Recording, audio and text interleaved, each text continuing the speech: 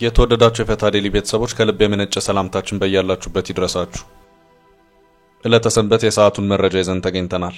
ለእናንተ ይመጥናሉ ብለን ከመራረጥናቸው መካከል በቅድሚያ እናስተዋውቅ።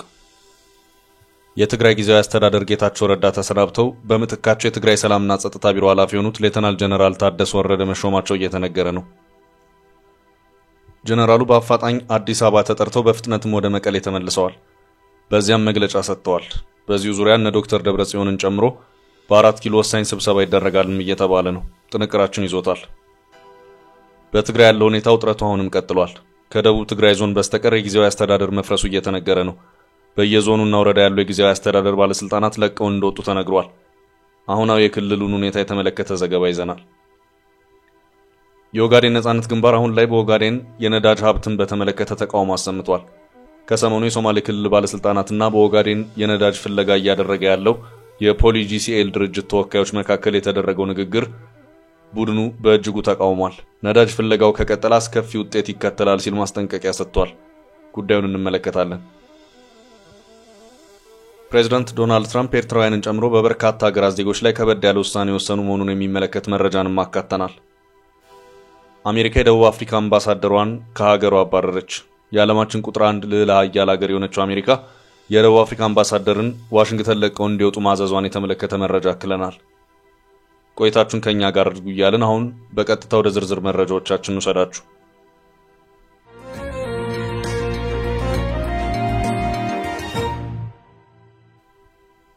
የጌታቸው ስንብት።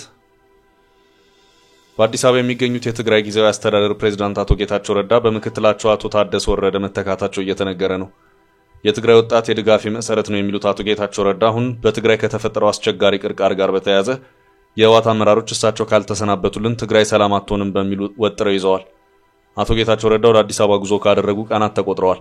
ከሰሞኑ ወደ መቀሌ እመለሳለሁ ሲሉም ነበር። በዚህ ማለት አቶ ጌታቸው ምክትልና የክልሉ ሰላምና ጸጥታ ዘርፍ ኃላፊው ሌተናል ጀነራል ታደሰ ወረደ የአቶ ጌታቸውን ወደ አዲስ አበባ ጉዞ ማድረግ ተከትሎ አዲስ አበባ ተጠርተው ከፌደራሉ ባለስልጣናት ጋር የተወያዩ መሆኑን የሚያመለክቱ የተረጋገጡ መረጃዎች ሲወጡም ቆይተዋል። ትላንት ማምሻውን ጀምሮ እየወጡ ያሉት መረጃዎች በአዲስ አበባ ውይይት አቶ ጌታቸው ረዳ የትግራይ ጊዜያዊ አስተዳደር ፕሬዝዳንት መሆናቸው ቀሪ ሆኖ በምትካቸው ሌተናል ጀነራል ታደሰ ወረደ የተሾሙ መሆኑን የሚያመለክት ነው። በዚሁ ዙሪያ እስካሁን ባለው ሁኔታ ሹመቱን ሰጠ የተባለው የፌደራሉ መንግስት ከኃላፊነታቸው ተነስተዋል የተባሉት አቶ ጌታቸው ረዳም ሆኑ አዲሱ ተሿሚ ጀነራል ታደሰ ወረደ ያሉት ነገር የለም። ሁሉም ነገር በመጪዎቹ ቀናት እየለየ የሚሄድ ይሆናል። የትግራይ ጊዜያዊ አስተዳደር ሲመሰረት እንዲዋቀር የተደረገው ከአራት አካላት ነው።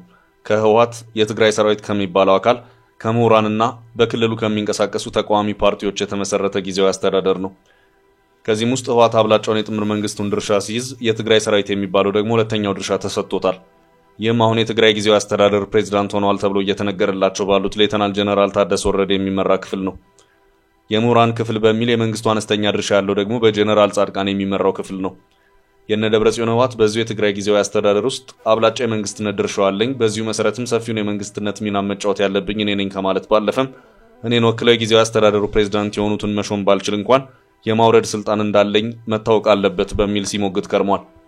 በዚሁ መሰረት የዶክተር ደብረጽዮን ህወሓት አቶ ጌታቸውን ከፓርቲ ኃላፊነት ከማንሳት ባለፈ ከአባልነታቸው ጭምር ያባረርኳቸው በመሆኑ በጊዜያዊ አስተዳደር ውስጥ እኔን ተክተው መቀጠል አይችሉም በማለት ሲጣራቸውም የነበረው የቀድሞ ፕሬዝዳንት በሚል ነበር።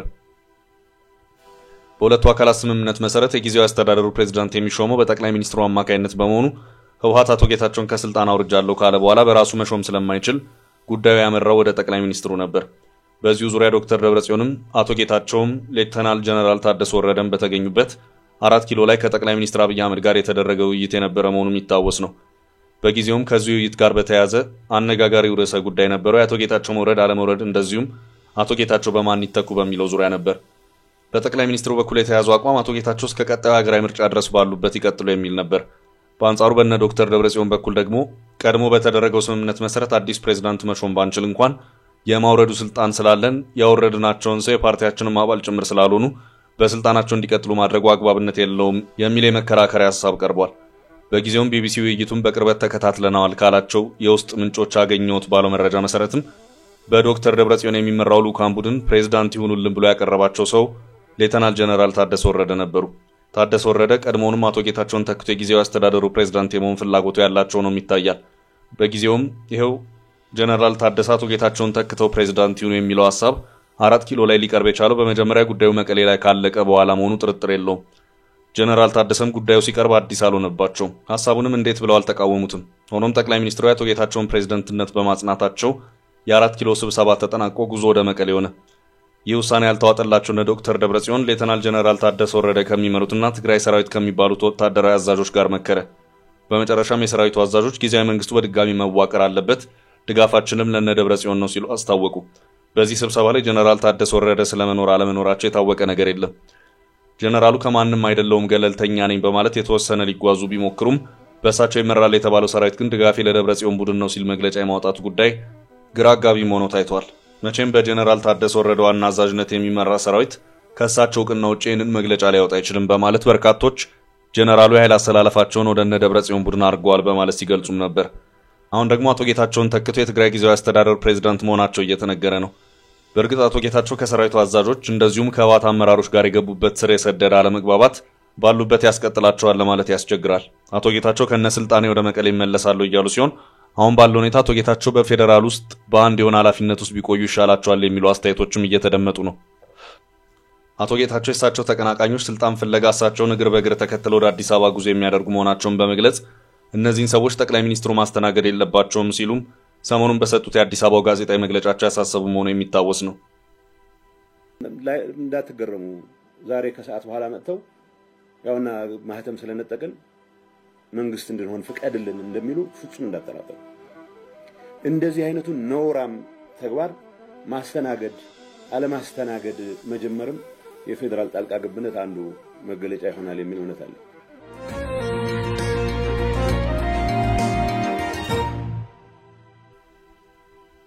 በሌላ መረጃ ከደቡብ ትግራይ ዞን በስተቀር የጊዜያዊ አስተዳደር መፍረሱ ተነገረ። ባለስልጣናቱ ለቀው ወጡ። በትግራይ ያለው ሁኔታ ውጥረቱ አሁንም ቀጥሏል። የትግራይ ጊዜያዊ አስተዳደር ምክትል ፕሬዝዳንት የሆኑት ሌተናል ጀነራል ታደሰ ወረደ አርባ መሻሽ ለሚዲያዎች በሰጡት ጋዜጣዊ መግለጫ በትግራይ ያለው የፖለቲካ ቀውስ ከክልሉ አቅም በላይ ስላይደለ የፌደራል መንግስት ችግሩን ለመፍታት ጣልቃ አይገባም። በተፈጠረው ፖለቲካዊ ልዩነት ምክንያት አሳዳጅና ተሳዳጅ እንዳይኖር እየተሰራ ነው። የጊዜያዊ አስተዳደሩ የሥራ ኃላፊዎች ተረጋግተው ስራቸውን ይስሩ ሲሉ አሳስበው ነበር። ጀነራሉ መሬት ላይ ያለው ሁኔታ ግን እሳቸው ካሉት ጋር የማይገናኝ መሆኑ ነው እየታየ ያለው። አሁን ባለው ተጨባጭ ሁኔታ ጊዜያዊ አስተዳደሩ በተሾሙ አመራሮች በመመራት ላይ የሚገኘው የትግራይ ደቡባዊ ዞን ብቻ ነው። ከዛ በመለስ ባሉ ዞንና ወረዳዎች ሙሉ በሙሉ በሚባል መልኩ የጊዜያዊ አስተዳደሩ ሹመኞች አለመኖራቸውን ባለስልጣናቱ ለቀው መውጣታቸውን የተነገረው።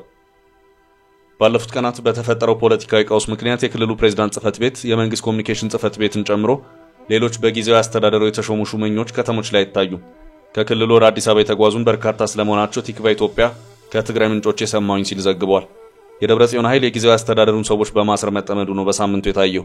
ባለፈው ሰኞ መጋቢት 1 2017 ዓ.ም ለአጭር ጊዜ ተይዘው የተለቀቁት የምስራቃዊ ዞን የጸጥታና ሰላም ኃላፊ ኪዱ ገብረ ጻድቃን ዳግመኛ ከተያዙ ቀናት ተቆጥረዋል።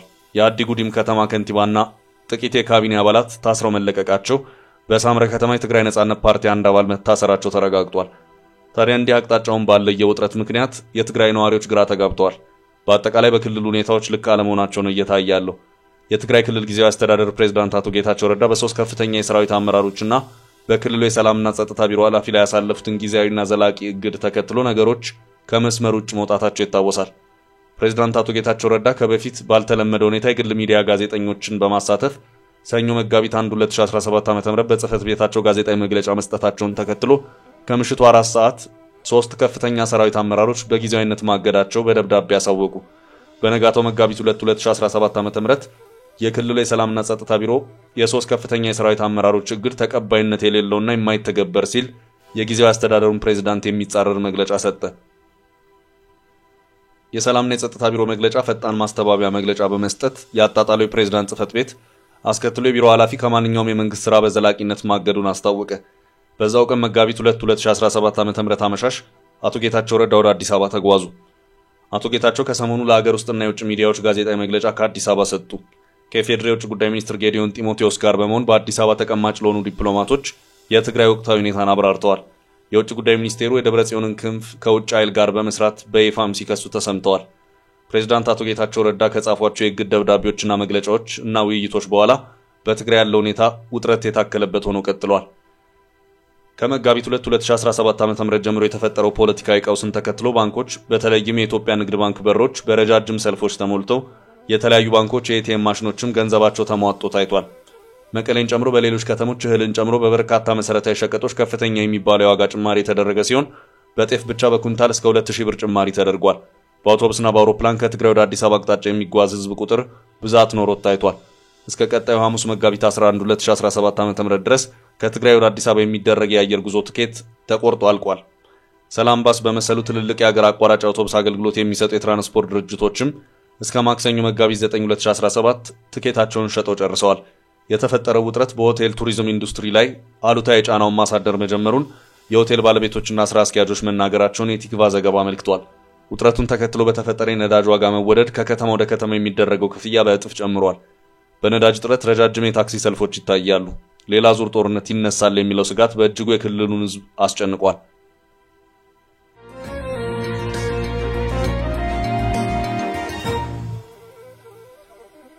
ወደ ቀጣይ መረጃ አለፍ። የነዳጅ ማውጣቱን አስከፊ ውጤት ያስከትላል። የኦጋዴን ነፃ አውጪ ግንባር ከሰሞኑ ከዓመታት በፊት ከመንግስት ጋር ያደረገው የሰላም ስምምነት እንዳልተከበረ በተደጋጋሚ ክስ እያሰማ ያለው የኦጋዴን ነፃነት ግንባር አሁን ላይ በኦጋዴን የነዳጅ ሀብትን በተመለከተ ተቃውሞ አሰምቷል። ኦኤንኤልኤፍ ከሰሞኑ የሶማሌ ክልል ባለስልጣናትና በኦጋዴን የነዳጅ ፍለጋ እያደረገ ያለው የፖሊጂሲኤል ድርጅት ሰዎች መካከል የተደረገው ንግግር በእጅጉ ተቃውሟል። የሶማሌ ክልል ህዝብ የፖለቲካ መብቶች እየተጨፈለቁ ባለበት የክልሉን ሀብት ንጥቂያ እየተደረገ ነው ሲል ፓርቲው ገልጿል። ግንባሩ ነዳጅ በመፈላለግ የተሰማራውን ድርጅት ያስጠነቀቀ ሲሆን የአጸፋ እርምጃ ይከተላል ሲል ተሰምቷል።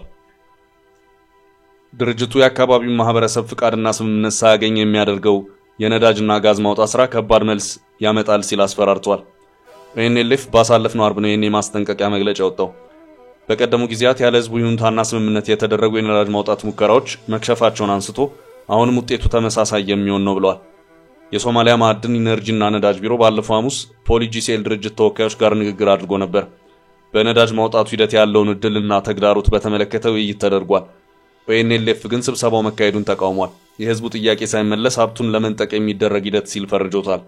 እንደ አውሮፓ አቆጣጠር በ2018 የኦጋዴን ነፃነት ግንባር ከኢትዮጵያ መንግስት ጋር የሰላም ስምምነት የተፈራረመ ሲሆን ለ10 ዓመታት የነበረው ግጭትና የሽምቅ ትግል እንዲያበቃ ስምምነቱ አድርጓል።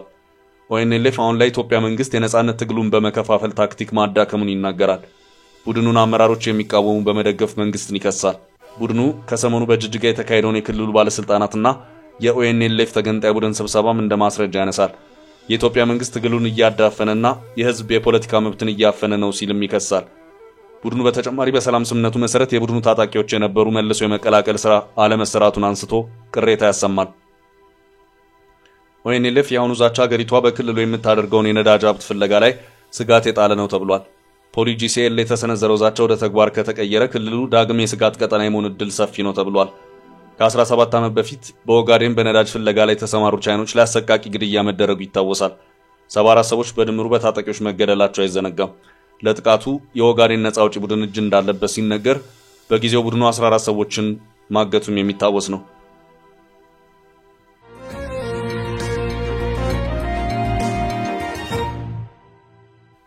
በቀጣይ ርዕስ ትራምፕ ኤርትራውያን ላይ ወሰኑት። የትራምፕ አስተዳደር ለኤርትራውያን አሳዛኝ የሆነ ውጤትን አስተላልፏል። ይህም ውሳኔ አስተዳደሩ ዜጎቻቸው ወደ አሜሪካ እንዳይገቡ እገዳ ከጣለባቸው ሀገራት መካከል ኤርትራን አንዷ ማድረጉ ነው። ከሰሞኑ በነጩ ቤተ መንግስት በተወሰነ ውሳኔ መሰረትም አስተዳደሩ 43 ሀገራት ላይ ቪዛ እግድን የጣለ መሆኑን አስታውቋል። እግዱ እስከ መቼ መሆኑ ባይታወቅም ጊዜያዊ እግድ ነውም ተብሏል። ሙሉ እገዳና ከፊል እገዳ የተጣለባቸው ሀገራት አሉ። ኤርትራ ከፊል እገዳ ውስጥ ተካታለች። ሰሜን ኮሪያ፣ ሶማሊያና ሱዳን በሙሉ እገዳ ውስጥ የተካተቱ ሀገራት ናቸው። ይህም በመሆኑ እነዚህ ሀገር ዜጎች በየትኛውም አቅጣጫ ወደ አሜሪካ የሚገቡበትን ቪዛ የማግኘት እድላቸው ዝግ ይሆናል ማለት ነው። በከፊል እግዱ ከተጣለባቸው ሀገራት መካከል ደግሞ ኤርትራ እንደዚሁም ደቡብ ሱዳን፣ ማይናማር ይገኙበታል። ለእነዚህ ሀገራት የተከለከሉት የቪዛ አይነት ተለይተው የተቀመጡ ናቸው። በዚህም የእነዚህ ሀገራት ዜጎች በቱሪስት በትምህርትና መሰል ቪዛዎች ወደ አሜሪካ የሚገቡበት እድል ዝግ መሆኑ ታውቋል። ሌሎች ወደ 26 የሚደርሱ ሀገራት ደግሞ የጸጥታ ሁኔታቸው ወይም ለአሜሪካ መንግስት በ60 ቀናት ውስጥ በሚሰጡት መረጃ ላይ ተንተርሶ የሚወሰን እግድ ቀርበዋል። የሀገራቱ ቁጥር ከዚህም ሊጨምርም ሊቀንስም የሚችል መሆኑ ነው የታወቀው። አነስተኛ የህዝብ ቁጥር ኖሯት ከፍተኛ ተሰዳጅ ህዝብ ላላት ኤርትራ የአሁኑ የትራምፕ አስተዳደር ውሳኔ ፈታኝ መሆኑ ነው የሚነገረው። ፕሬዝዳንት ትራምፕ ስልጣን በያዙበት ወቅት ፕሬዝዳንት ኢሳያስ የቀድሞ አሜሪካ ኤርትራ የተበላሸ ግንኙነት በእርሶ ዘመን ይሻሻላል የሚል እምነት አለኝ በማለት የመልካም ምኞት መግለጫቸውን የላኩ መሆኑ የሚታወስ ሲሆን አሁን ባለው ሁኔታ ግን ከቀደመው የተለየ ነገር አልታየም።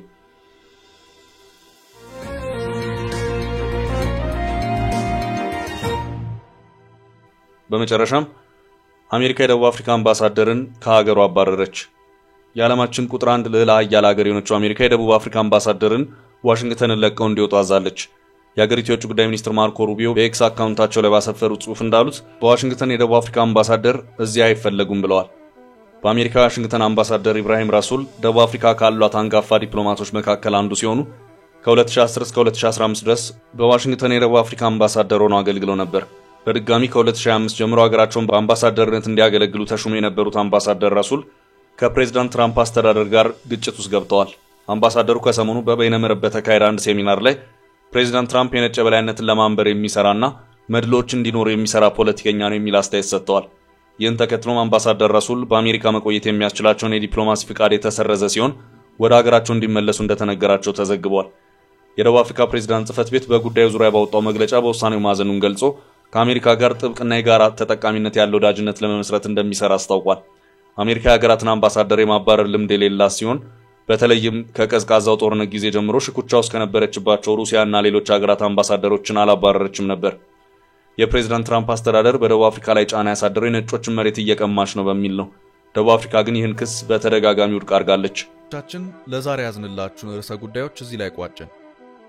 ላይክ፣ ሼር እና ኮሜንት በማድረግ ለቻናላችን ድጋፋችሁን መግለጽ እንዳትዘነጉ እያልን ከሌሎች መረጃዎች ጋር ደግመን እስክንገናኝ ቸር ያሰማን ስንል ተሰናበትን።